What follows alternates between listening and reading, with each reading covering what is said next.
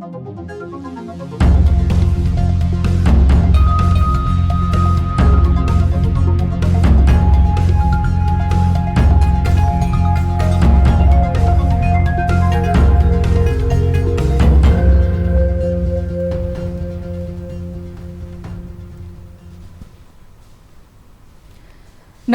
यो news 24 television prime time न्यूजमा स्वागत छ। पछिल्लो 24 घण्टामा उपत्यकामा 62 सहित देशभर 259 नयाँ कोरोना संक्रमित थपिएका छन्। संक्रमितमा काठमाडौँका 48, भक्तपुरका 13 र ललितपुरका 1 जना छन्। आज मात्रै भक्तपुरमा 13 जना संक्रमित थपिए पनि आम सर्वसाधारण भने त्यसलाई कुनै प्रभाव नगरी गाईजात्राको रौनकमा होमिए। मानिसको भिडमा सामाजिक दूरीको त पालना भएन नै, मास्क नलगाउने भन्दा लगाउनेको संख्या निकै कम थियो। कोरोनालाई पनि गिज्याउने यो दृश्यले प्रष्ट भन्छ उपत्यकामा भयावह उन्मुख छ। यता सरकारले विज्ञसँग परामर्श गर्दा केहीले लकडाउन गर्न त केहीले कर्फ्यू नै लगाउन सुझाव दिएका छन्। साँच्चै उपत्यकामा पछिल्लो केही दिनमा स्वास्थ्य मापदण्ड र निर्देशनको अवज्ञा हुनुले अवस्थालाई काबू बाहिर जान नदिन आएका सुझावलाई सरकारले तत्काल निर्णय गर्न आवश्यक छ। तर उपत्यकामा मात्र नभई सरकारले विभिन्न जिल्लामा निषेधाज्ञा जारी गरिएको स्थानमा पनि कोरोनाको परीक्षणको दायरा बढाउन आवश्यक छ। अब प्राइम टाइम न्यूजका हेडलाइन्स। 24 घण्टामा 7600 को पीसीआर गर्दा 259 जनामा कोरोना संक्रमण। उपत्यकामा मात्र 62 जना, विभिन्न जिल्लामा पूर्ण लकडाउन। साउन 19 गते दुःखद निधन भएको छ। सरकारद्वारा प्रतिपक्ष र विज्ञसँग कोरोनाको थप रणनीतिबारे छलफल। विरोध गरेर कोरोना नहट्ने प्रधानमन्त्रीको भनाई। लकडाउनबारे विज्ञको राय नै बाझियो। कोरोनाको सङ्कटले रोकेन गाईजात्रा पर्व। स्वास्थ्य मापदण्ड नअपनाइने सरिक 25 जना भन्दा बढी भेला नहुनु सरकारको निर्देशनको अवज्ञा।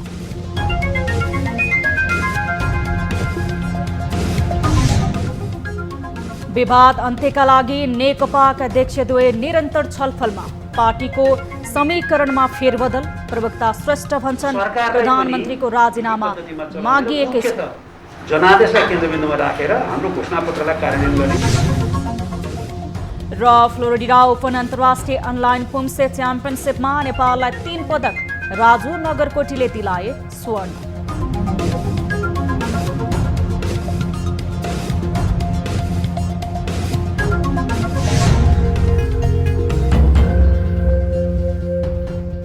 हामी निरन्तर न्यूजमा छौं। नेपालमा कोरोना भाइरसबाट मृत्यु हुनेको संख्या 58 पुगेको छ। विराटनगर स्थित कोशी अस्पतालमा कोरोना संक्रमणबाट एक वृद्धको मृत्यु भएसँगै संख्या 58 पुगेको हो। ज्वरो र सास प्रश्वासको समस्या लिएर सोमबार बिहान 9 बजे अस्पताल भर्ना भएका विराटनगर महानगरपालिका 5 आदर्श टोलका 77 वर्षका वृद्धको मृत्यु भएको स्वास्थ्य तथा जनसङ्ख्या मन्त्रालयले जनाएको छ। ज्वरो तथा श्वास प्रश्वासमा समस्या भएपछि साउन 19 गते अस्पताल भर्ना हुनुभएका उहाँमा मधुमेह र उच्च रक्तचाप देखिएको थियो।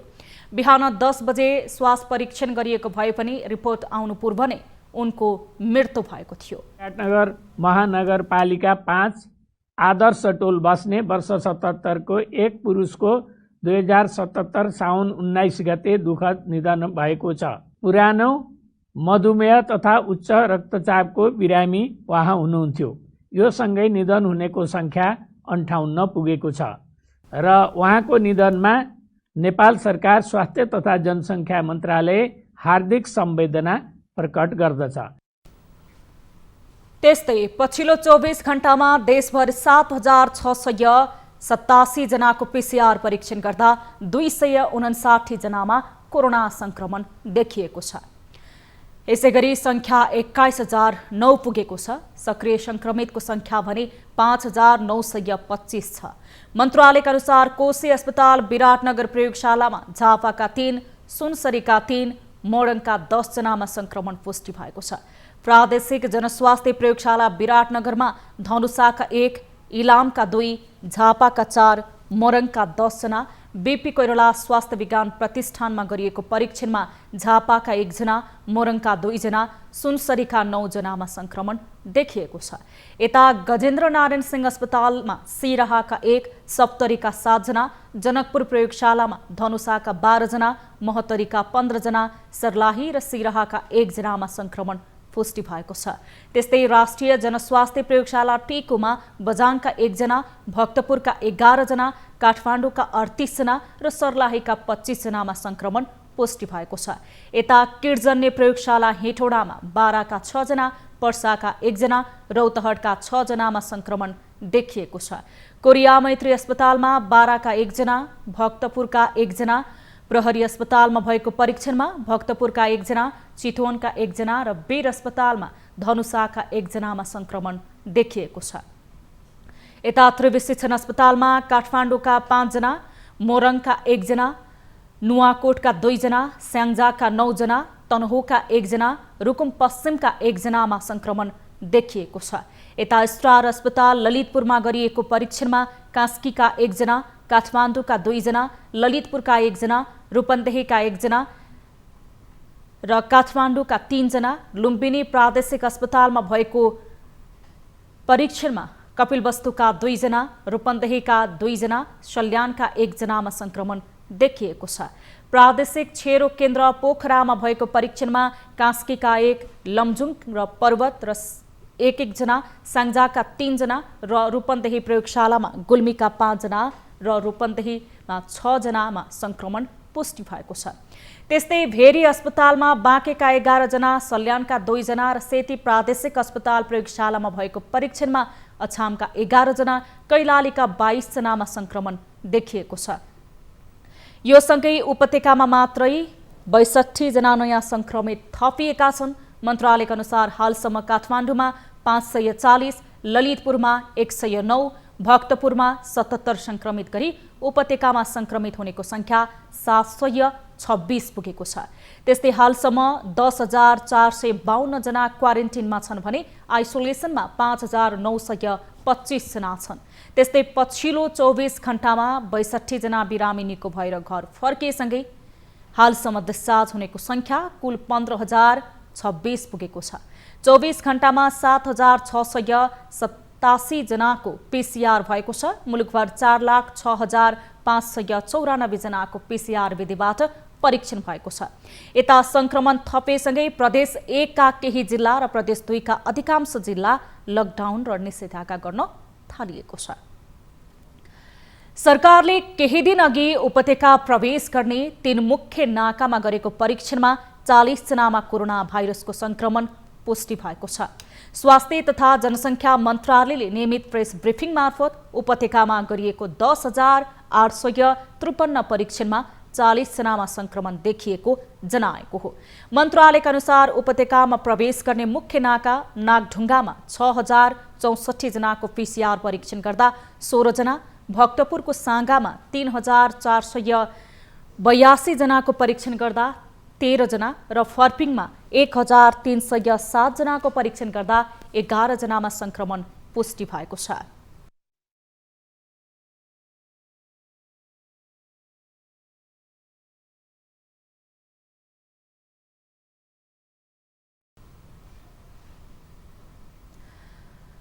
प्रधानमन्त्री केपी शर्मा ओलीले संकटलाई विरोध गर्ने अवसरका रूपमा लिएको प्रति असन्तुष्टि जनाउनु भएको छ। कोरोना संक्रमणको जोखिम बढिरहेको सन्दर्भमा थप रणनीतिबारे विज्ञहरूसँग छलफल गर्न आज आयोजित बैठकमा प्रधानमन्त्रीले संकटलाई विरोध गर्ने अवसरका रूपमा लिन नहुने बताउनु भएको हो। हालको अवस्था सबैको चुनौती भएकाले यसलाई विरोधको अवसरको रूपमा ठान्न नहुने बताउनुभयो। प्रधानमन्त्री ओलीले संकटको बेलामा गैर जिम्मेवार ढंगले प्रस्तुत भएको भन्दै आफ्नै पार्टीका नेताहरूको कार्यशैलीप्रति असन्तुष्टि पनि जनाउनु भएको छ। प्रधानमन्त्री ओलीले सरकारले 25 जना भन्दा बढी भेला नहुनु भनेको भए पनि नेकपा भित्रै 450 को केन्द्रीय कमिटी तुरुन्त चाहियो भनेर आवाज उठाएको बताउनु भएको छ। उहाँले देश र जनताप्रतिको गम्भीर उदासीनता, लापरवाही, बेवास्ता गर्ने प्रवृत्ति, आफ्ना स्वार्थका पछाडि कुद्ने प्रवृत्ति निकै व्यापक रूपमा देखिएको तर्क गर्नुभएको छ। र आफ्ना स्वार्थका पछाडि कुद्ने प्रवृत्तिहरू निकै व्यापक रूपमा देखिन्छ, यो अन्तमै देखिन्छ, अरूतिर पनि देखिन्छ, सञ्चार माध्यमहरूमा देखिन्छ। देश यस्तो सङ्कटमा भएका बेला यसलाई एउटा सरकारको विरोध गर्ने माध्यमको रूपमा जता पल्टाए पनि। बैठकमा प्रमुख प्रतिपक्षी दलका नेता एवं कांग्रेस सभापति शेरबहादुर देउवाले नेकपा आन्तरिक विवादमा रुमलिँदा मुलुक कोरोनाले तहस नहस हुन थालेको बताउनुभयो। उहाँले संक्रमणको अवस्था हेरेर ठाउँ अनुसार लकडाउन गर्नुपर्ने सुझाव दिँदै हरेकलाई सामाजिक दूरी कायम गर्न, मास्क अनिवार्य लगाउन कडाई गर्नुपर्ने भन्दै मुख छोपेर हिँड्ने बानी बसाल्नुपर्ने बताउनु भएको छ।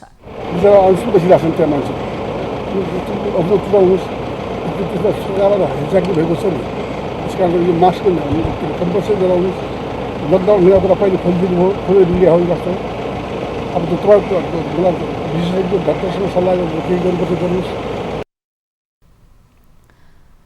यता बालुवाटारमा आज एपियोडेमियोलोजी तथा सर्वारोग नियन्त्रण महाशाखाले कोरोना परीक्षणका लागि 71 जनाको स्वाब सङ्कलन गरेको छ। महाशाखाले प्रधानमन्त्री निवास बालुवाटारमा परराष्ट्र मन्त्रालय र अख्तियार दुरुपयोग अनुसन्धान आयोगका कर्मचारीको कोभिड-19 परीक्षणका लागि स्वाब सङ्कलन गरेको हो। सबैको नतिजा बुधबार अपराह्न 12 बजेसम्म आउनेछ। कोरोना भाइरस संक्रमित बढ्दै गएपछि प्रधानमन्त्री केपी शर्मा ओलीले मंगलबार सरकारवाला र जनस्वास्थ्य विज्ञलाई बालुवाटारमा बोलाएर सुझाव लिएका छन्।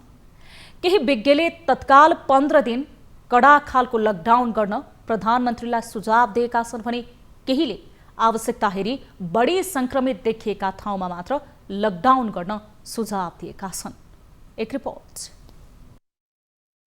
पुनः लकडाउन गर्ने नगर्ने भन्ने छलफलमा प्रधानमन्त्रीलाई सल्लाह दिन बालुवाटार पुगेका जनस्वास्थ्यविद रविन्द्र पाण्डेले विज्ञहरूले 15 दिन कडा खालको लकडाउन गर्न प्रधानमन्त्रीलाई सुझाव दिएको बताउनुभयो। केही विज्ञले केही ठाउँमा त कर्फ्यू नै लगाउने सुझाव समेत दिएका छन्। 15 दिन अलिकति कडा खालको लकडाउन गर्ने, कडा खालको लकडाउन गरेर त्यसपछि चाहिँ जनस्वास्थ्यका मापदण्डहरू कडाइका रूपमा चाहिँ अपनाउने, अनि त्यो अपनाएर चाहिँ अब जस्तो दूरी कायम गर्ने, मास्क लगाउनेलाई असाध्यै त्यसलाई चाहिँ कडाई गरेर अगाडि बढ्ने भन्ने एक किसिमको चाहिँ त्यो सल्लाह आयो। अनि अर्को किसिमको सल्लाह के आयो भने यो कोभिड-19 यो चाहिँ अब अहिले सकिने रोग होइन, यो 1 वर्ष 2 वर्ष 3 वर्ष पनि लाग्न सक्छ। त्यो हिसाबले गर्दाखेरि हामीले यो लकडाउन चाहिँ सोलुसन होइन। 15 दिन कडा खालको लकडाउन गर्ने र त्यसपछि जनस्वास्थ्यका मापदण्ड अपनाउने हो भने अवस्था भयावह नहुने सुझाव केही विज्ञको छ। बालुवाटारमा सुझाव दिन पुगेका अर्का जनस्वास्थ्यविद डाक्टर समीरमणि दीक्षितले देशभर लकडाउन गर्नुको साटो संक्रमण बढी भएका स्थानमा लकडाउन गर्नुपर्ने र अन्य स्थानलाई व्यवस्थित बनाउँदै लैजानुपर्ने सुझाव दिएको बताए। लकडाउनलाई चाहिँ ब्रह्मास्त्र ठानिएको छ, विज्ञहरूमा पनि त्यो छकेर भ्रम कि लकडाउन गऱ्यो भने फेरि लकडाउन गऱ्यो भने कन्ट्रोलमा आउँछ भन्ने छ। त्यो अवश्य पनि होइन। सो मेरो सुझाव चाहिँ के थियो भन्दाखेरि यो ओभरअल ब्ल्याङ्केट लकडाउन होइन कि, जहाँ बढी सङ्क्रमण छ त्यहाँ चाहिँ नि व्यवस्थित लकडाउन, जुन खुकुलो गरेको लकडाउनलाई अझ व्यवस्थित गरौँ। सबैको सुझाव सुनिसकेपछि प्रधानमन्त्री ओलीले कोरोना क्राइसिस म्यानेजमेन्ट सेन्टर तथा स्वास्थ्य मन्त्रालयसँग समेत छलफल गरेर लकडाउन बारे निर्णय लिने तयारी गरेका छन्। लकडाउन गरेन भने किन गरेन भन्ने, लकडाउन गर्यो भने किन गर्यो अनि मान्छे उचाल्ने, मान्छे भड्काउने।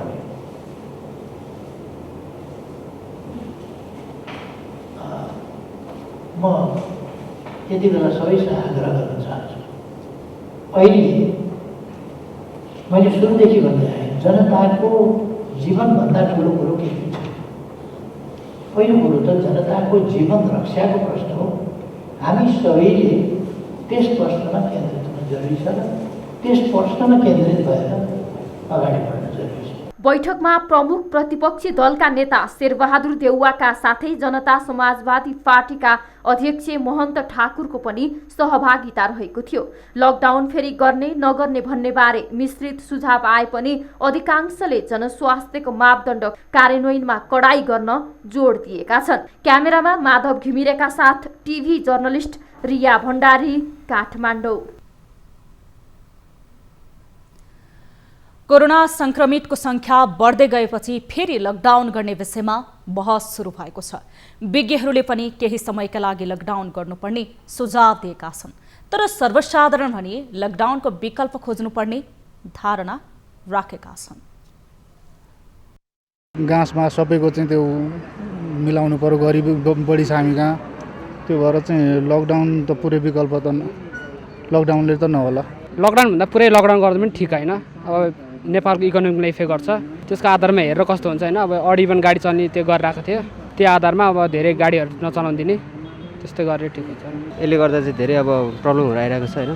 यदि लकडाउन भयो भने सबै सेक्टर त होइन, एसेन्सियल गुड्सहरूदेखि लिएर अब मेन चाहिँ अब इमर्जेन्सी एसेन्सियल त्यो चाहिन्छ, त्यो चाहिँ अब खुला गर्नुपर्छ। सबै तरिकाबाट अब सबै सुरक्षित हुनको लागि त एकचोटि अब के कति सङ्क्रमण बढ्दै जान्छ त्यो अनुसार यसो हेर्दै गएर त्यो अनुसार चाहिँ अब गर्नै पर्ने स्थिति होला जस्तो पनि छ। अब गर्नु नि पर्छ होला, त्यस्तै हो भने अब स्वास्थ्यभन्दा ठुलो कुरो के होइन र। लकडाउनै गरेर चाहिँ सबै ठप्पै बन्द गरेर चाहिँ यो चाहिँ धेरैलाई मार पर्ने भएको हुनाले त्यसमा मजदुरहरू, किसानहरू, यो सबैलाई मजदुरहरू, वृद्ध सबैलाई नै यो चाहिँ मार पर्ने भएको हुँदा लकडाउन नै उपयुक्त त होइन।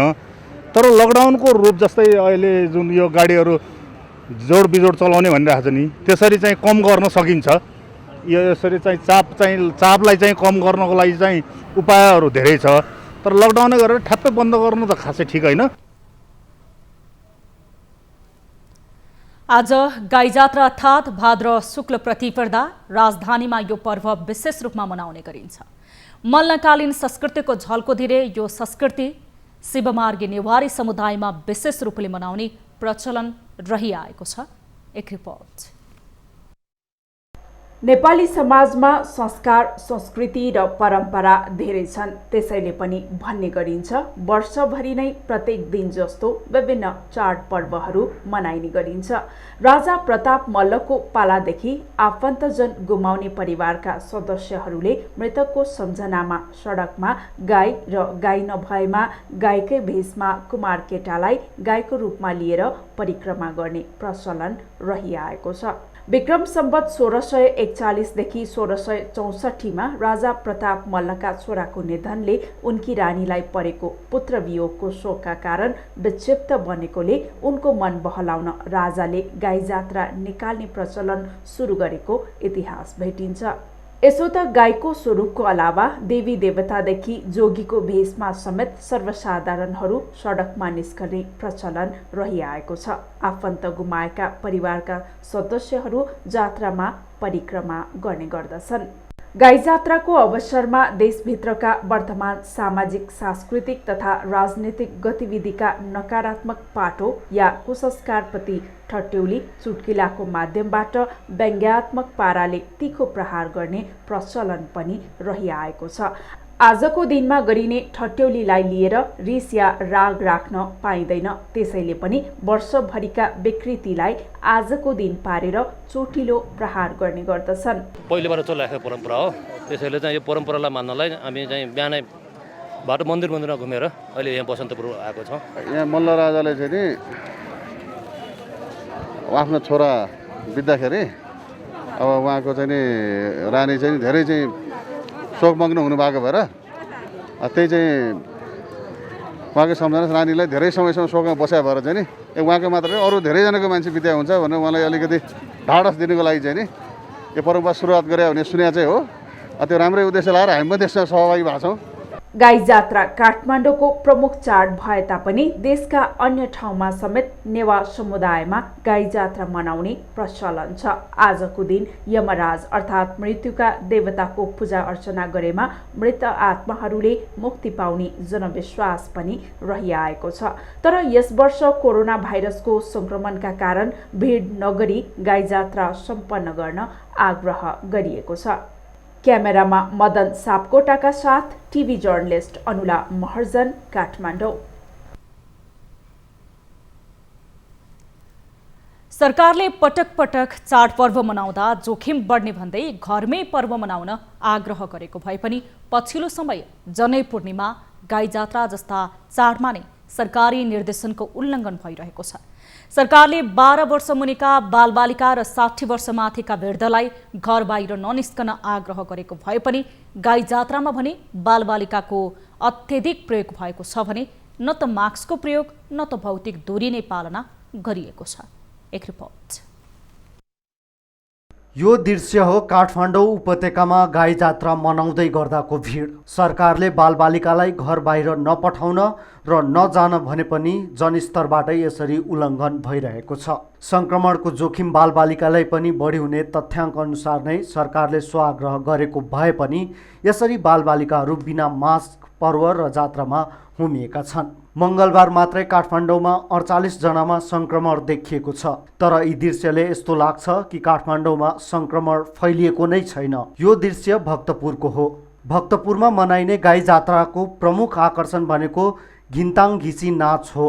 भक्तपुरमा 8 दिनसम्म चल्ने यस पर्वको छुट्टै रौनक र आकर्षण हुन्छ। तर यहाँ पनि बालबालिकासँगै न त मास्क न त भौतिक दूरी केही पनि पालना भएको छैन। मङ्गलबार भक्तपुरमा पनि 13 जनामा संक्रमण देखिएको छ। यसरी सरकारी निर्देशनको बेवास्ता गर्दै पर्व मनाउँदा हुने जोखिमले भयावह रूप लिए दोषी को? धर्म संस्कृतिलाई जोगाउन सबैले ध्यान दिँदै महामारीको समयमा सचेत हुनुपर्दछ। कोरोना संक्रमण फैलिन नदिने दायित्व राज्यको मात्रै नभएर आम नागरिकको पनि हो। यसतर्फ सबैले ध्यान दिन जरुरी छ। क्यामेरामा मदन सापकोटाको साथमा प्रशान्त ठाकुर, काठमाडौँ। हामीसँग न्युजहरू अझै बाँकी छन्। अहिलेलाई ब्रेक।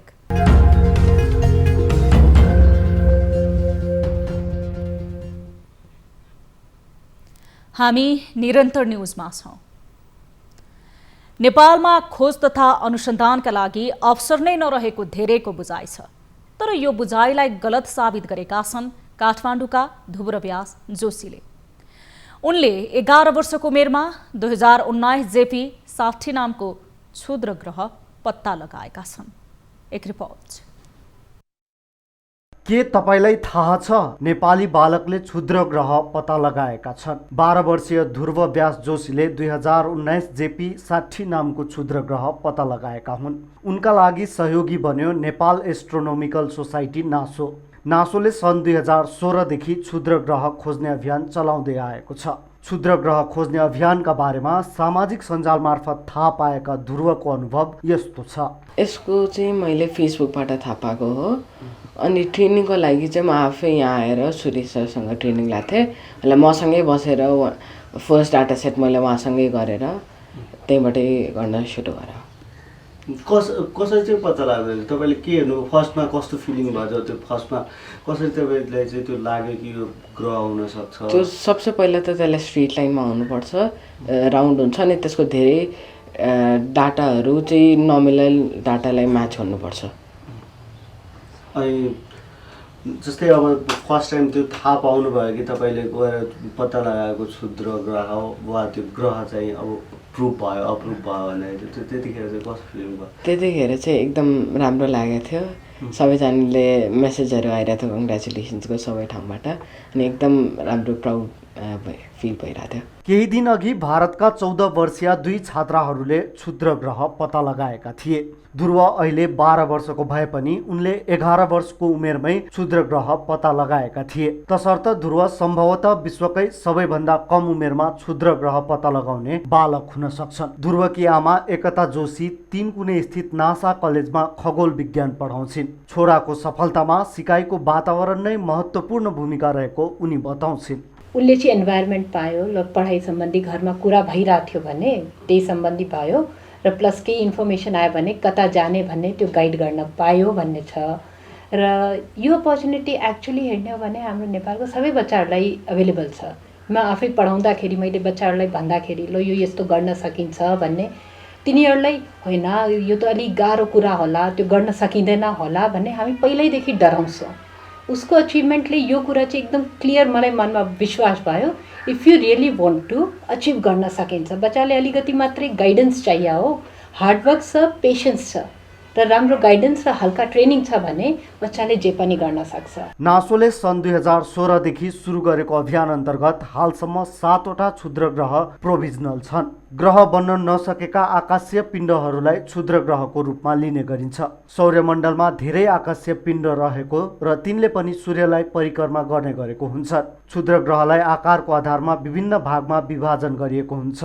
क्षुद्र ग्रह पत्ता लगाउन निकै धैर्यताका साथ अध्ययन गर्नुपर्ने नासोका अध्यक्ष सुरेश भट्टराई बताउँछन्। त्यो अभियानमा जुलाई महिनाको अन्तिमसम्मको हाम्रो डेटा हेर्दाखेरि 789वटा हामीले प्रारम्भिक पहिचान गरिसकेका छौँ।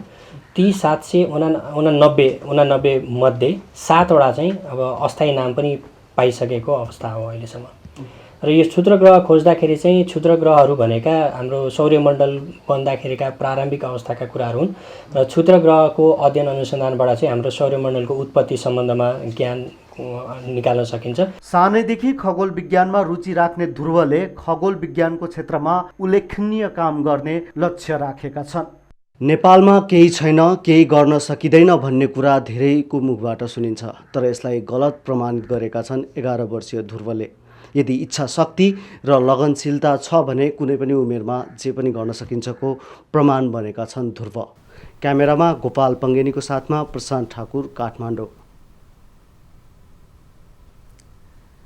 नेकपा अध्यक्ष केपी शर्मा ओली र पुष्पकमल दाहाल बीच आज पनि छलफल भएको छ। प्रधानमन्त्रीको सरकारी निवास बालुवाटारमा वरिष्ठ नेता झलनाथ खनाल र सुभाष चन्द्र नेगवाङलाई साँची राख्दै अध्यक्ष ओली र दाहाल छलफलमा बस्नु भएको हो। साउन 13 को स्थायी कमिटी बैठक अध्यक्ष ओलीले एकतर्फी रूपमा स्थगित गरेपछि नेकपा सङ्कटमा झनै गइरहेको थियो। आइतबार र सोमबार 2 दिन लगातार 5 घण्टाभन्दा बढी छलफल गर्दा पनि ओली र प्रचण्डबीच सहमति हुन सकेको छैन। शक्ति समीकरण फेरिन थालेसँगै थप विवाद गिजोलिने देखिन थालेको छ। यसबीच आज अपराह्न अध्यक्ष दाहालले उपाध्यक्ष वामदेव गौतमलाई भेट गर्नुभएको छ। पार्टीभित्र विवाद बढिरहँदा 6 बुँदे प्रस्ताव अघि सारेका गौतमलाई भेट्न दाहाल भैँसेपाट स्थित गौतम निवास पुग्नु भएको थियो। प्रधानमन्त्री ओलीलाई भेट्न बालुवाटार जाने क्रममा दाहालले बीचमै गौतम निवास पुग्नु भएको बुझिएको छ। भेटमा गौतमले आन्तरिक विवाद मन्थर पार्न अघि सारेको 6 बुँदे प्रस्तावमा सहमति गर्न दाहाललाई आग्रह गर्नुभएको छ। गौतमले अघि सारेको 6 बुँदे प्रस्तावमा सरकारको नेतृत्व प्रधानमन्त्री ओलीले नै गर्ने र अर्को महाधिवेशनसम्म पार्टीका अध्यक्ष पनि ओली नै हुने उल्लेख गर्नुभएको छ। नेपाल कम्युनिस्ट पार्टी नेकपाका प्रवक्ता नारायण काजी श्रेष्ठले पार्टीले प्रधानमन्त्री केपी शर्मा ओलीको राजीनामा नमागेको बताउनु भएको छ। गृह जिल्ला गोर्खा पुग्नुभएका प्रवक्ता श्रेष्ठले प्रधानमन्त्रीको राजीनामामा केही नेताको व्यक्तिगत विचार मात्र भएको बताउनु भएको हो। पार्टी र सरकार सञ्चालनमा केही समस्या देखिएकाले प्रधानमन्त्रीको राजीनामाको विषय केही नेताले सुझावका रूपमा मात्र प्रस्तुत गरेको बताउनु भएको छ। पार्टीलाई पनि एकताबद्ध बनाएर सुदृढ गरेर विधि पद्धतिमा चलाउने, सरकारलाई पनि विधि पद्धतिमा चलाउने र मुख्यतः जनादेशलाई केन्द्रबिन्दुमा राखेर हाम्रो घोषणापत्रलाई कार्यान्वयन गर्ने अगाडि बढाउने सन्दर्भमा विभिन्न कमरेडहरूले व्यक्तिगत रूपमा विचार प्रकट गर्नुभएको हो। त्यस कारण पार्टीबाट 2वटा राजीनामा दिने भन्ने कुरा वा कुनै एउटाबाट राजीनामा दिने भन्ने कुरा अहिले पार्टीको औपचारिक प्रस्ताव बनिसकेको छैन। सरकार र पार्टी विधि र प्रक्रियाबाट चल्न नसकेको स्वीकार गर्दै प्रवक्ता श्रेष्ठले केही राम्रा काम भए पनि महत्त्वपूर्ण मुद्दामा चुकेको बताउनु भएको थियो। स्थायी समितिको बैठक सञ्चालन गर्न पनि उहाँले माग गर्नुभयो। पार्टी अध्यक्ष र प्रधानमन्त्री समेत भएकाले अहिले समस्याको निकास दिने मुख्य जिम्मेवारी केपी शर्मा ओलीको काँधमा आएको उहाँको भनाइ थियो। अध्यक्ष पुष्पकमल दाहाल र वरिष्ठ नेता माधव कुमार नेपाल सम्हले भने एक पदबाट प्रधानमन्त्री ओलीले राजीनामा दिनुपर्ने अडान राख्दै आएका छन्। प्रवक्ता श्रेष्ठ पनि दाहाल नेपाल समूहमै हुनुहुन्छ। अब बिजनेस न्यूज।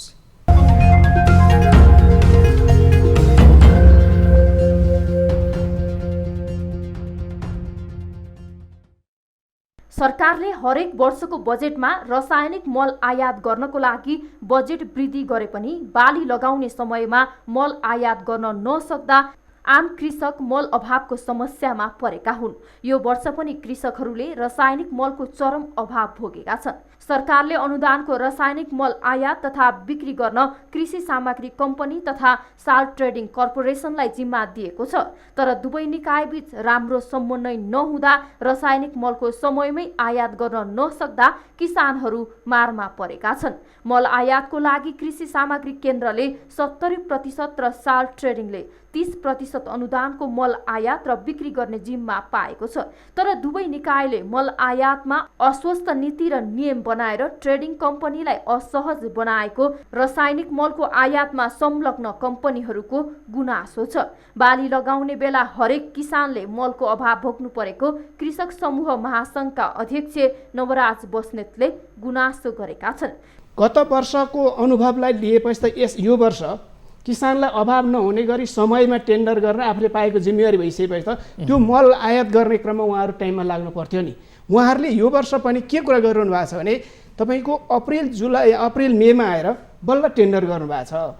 कृषि मन्त्रालय र रासायनिक मलको आयातमा संलग्न सरकारी तथा निजी कम्पनीहरू बीचको आपसी चलखेलबाट किसान मारमा पर्न नहुने गुनासो किसानहरूको छ। हरेक वर्ष देशभर नै अनुदानको रासायनिक मल उपलब्ध गराउने भने पनि व्यवहारमा किसानले समयमा मल पाउन सकेका छैनन्।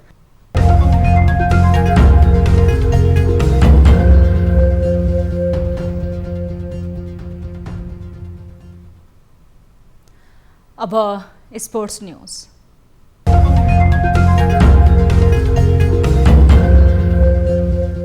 नेपालले फ्लोरिडा ओपन अन्तर्राष्ट्रिय अनलाइन पुम्से च्याम्पियनसिपमा 1 स्वर्ण सहित कुल 3 पदक जितेको छ। ओङ्स ताइक्वान्डो एकाडेमीको आयोजनामा सम्पन्न च्याम्पियनसिपमा नेपालले 1 स्वर्ण तथा समान 1 रजत र कांस्य पदक हात पारेको हो। नेपालका लागि राजु नगरकोटीले स्वर्ण, सञ्जीव नेपालले रजत र सन्दीपा अमगाईले कांस्य पदक जितेका हुन्। राजुले 50 वर्ष मुनि उमेर समूहको पुम्सेमा स्वर्ण जित्न सफल भए। उनले आयोजक राष्ट्रका पाब्लो अवलुजालाई पराजित गरे। त्यस्तै महिलातर्फ 30 वर्ष मुनिको उमेर समूहमा नेपालकै सन्दीपा अमगाईले कांस्य पदक हात पारिन्। च्याम्पियनसिपमा Australia, Canada, America, Philippines, Malaysia, Singapore, Denmark र स्लोभानिया लगायत राष्ट्रले प्रतिस्पर्धा गरेका थिए। अब प्रशान्त ठाकुरका साथमा फटाफट न्यूज।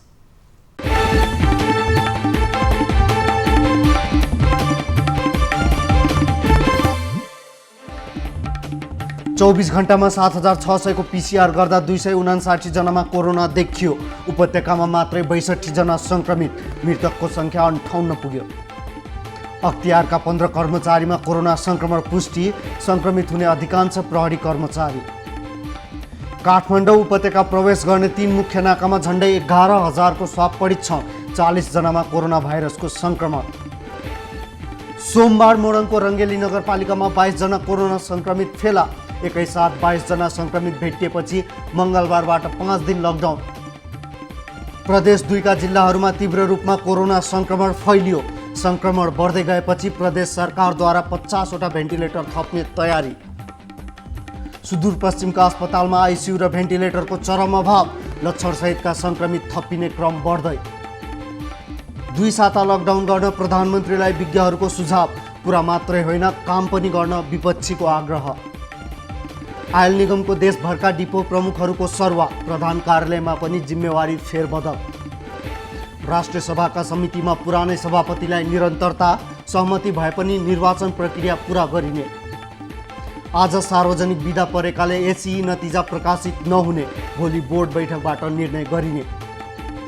बैतडीको मेलौनी नगरपालिकाका 3 जना स्थानीयद्वारा आमरण अनसन सुरु, वडा अध्यक्षले जनताको चाहना विपरीत काम गरेको आरोप।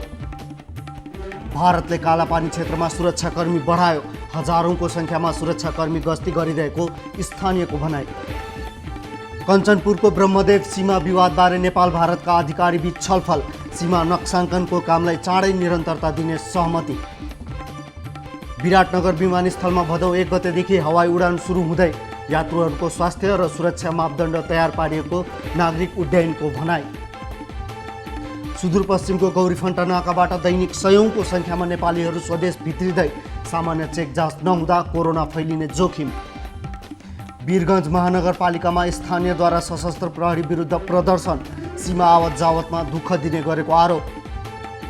प्रत्येक वर्ष धुमधामका साथ मनाउँदै आएको गुनी पुनी यस वर्ष फिका। कोरोनाका कारण नाचगान नगरी सामान्य रूपमा मनाइयो। बुटवलमा 2 लाख घुससहित राजस्व अनुसन्धान अधिकृत पक्राउ। व्यापारीसँग मासिक रूपमा घुस असुल्दै आएको अख्तियारको भनाइ। नेटवर्किङ व्यवसाय दर्ता रोक्न सरकारलाई संसदीय समितिको पत्र। इजाजत लिएका कम्पनीलाई छलफलमा बोलाइयो। 5 महिना स्थगित गरिएको च्याम्पियन्स लिग र युरोपा लिग यसै सातादेखि पुनः सुरु हुने, बिना दर्शक खेलाइने। लद्दाख सीमामा चीनका 17,000 सैनिक। भारतले तैनात गर्यो T-19 ट्याङ्क। अफगानिस्तानको जेलमा विद्रोही समूहको आक्रमण, कम्तीमा 29 जनाको मृत्यु। भ्रष्टाचारमा मुछिएपछि स्पेनका पूर्व राजाद्वारा देश छाड्ने निर्णय, पत्र मार्फत जानकारी। र भारतमा कोरोना संक्रमितको संख्या 18.5 लाख नाग्यो। महाराष्ट्रमा मात्र 15,000 बढीको मृत्यु।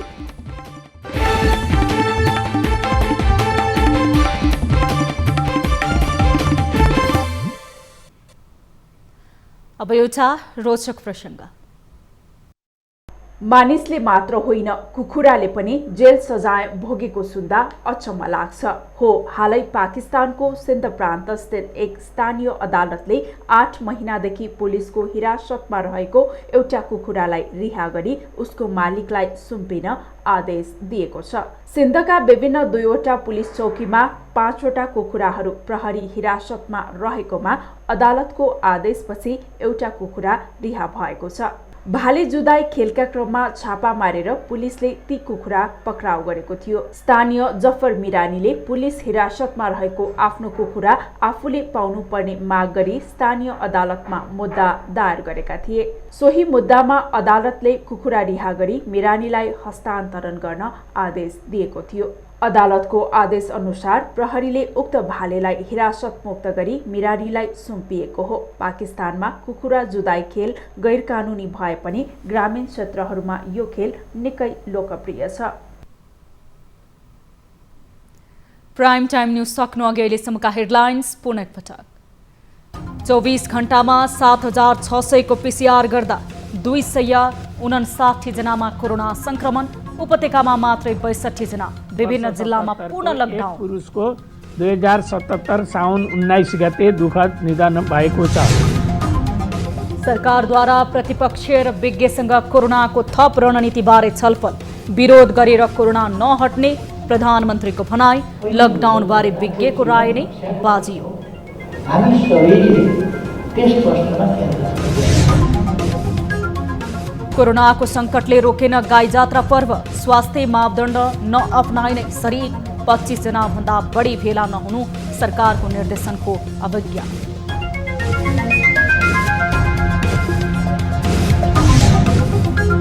विवाद अन्त्यका लागि नेकपाका अध्यक्षद्वय निरन्तर छलफलमा। पार्टीको समीकरणमा फेरबदल। प्रवक्ता श्रेष्ठ भन्छन् प्रधानमन्त्रीको राजीनामा मागिएको छ। मुख्यतः जनादेशलाई केन्द्रबिन्दुमा राखेर हाम्रो घोषणापत्रलाई कार्यान्वयन गर्ने। र फ्लोरिडा ओपन अन्तर्राष्ट्रिय अनलाइन पुम्से च्याम्पियनसिपमा नेपाललाई 3 पदक। राजु नगरकोटीले दिलाए स्वर्ण।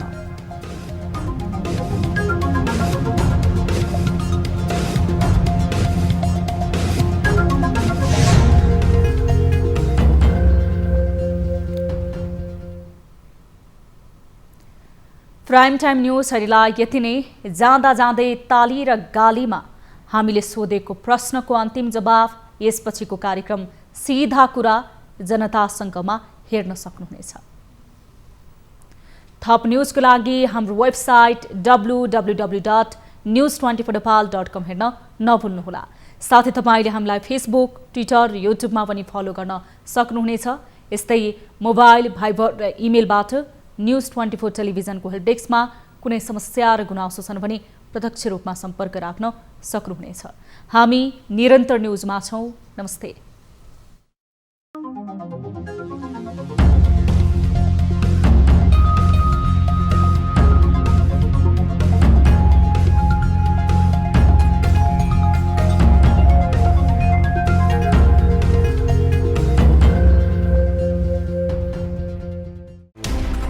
कोरोनाले सिर्जना गरेको संकटमा पल पलका न्यूज अपडेट र हर क्षेत्रको कभरेजका लागि News24 नेपाल युट्युब च्यानललाई सब्स्क्राइब गर्नुहोला।